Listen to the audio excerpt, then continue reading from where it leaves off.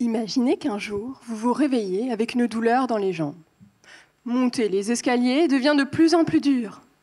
Comme chaque matin, vous courez après votre bus, mais cette fois-ci, le bus va plus vite. Vos jambes sont lourdes, vos muscles vous lâchent. Après de nombreuses visites chez les médecins, le diagnostic tombe.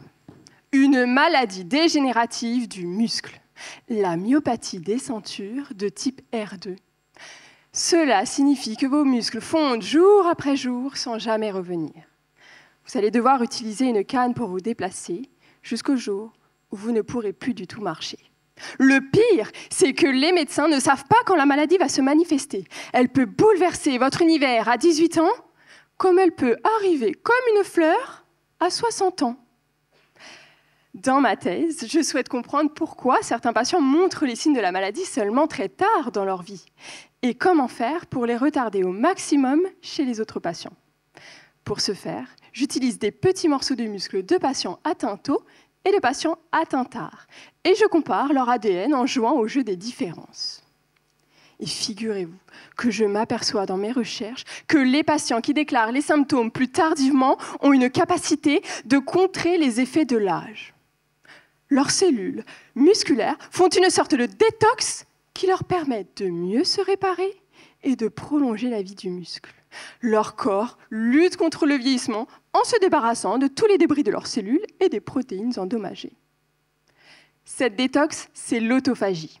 En temps normal, l'autophagie est déclenchée par une contrainte comme un régime alimentaire ou une activité physique. Or, dans notre cas, c'est la maladie le signal d'alerte. L'identification de ce mécanisme de compensation était l'objectif premier de ma thèse. Mais alors, je vous vois venir.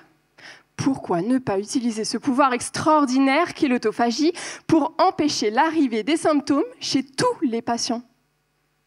J'ai donc décidé de stimuler cet effet anti-âge avec des molécules connues pour détoxifier.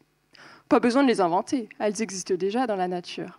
Comme le resveratrol dans le raisin, la tomatidine dans la tomate, la cucurbitacine dans le concombre ou encore la spermidine dans... Ok, pas besoin de vous faire un dessin.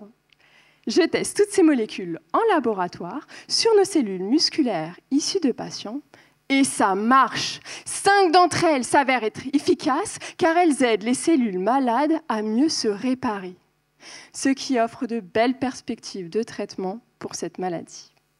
En gros, vous l'aurez compris, l'objectif de ma thèse est d'empêcher la myopathie des ceintures de bouleverser la vie des patients dès leur plus jeune âge afin qu'ils aient une chance de rattraper leur bus.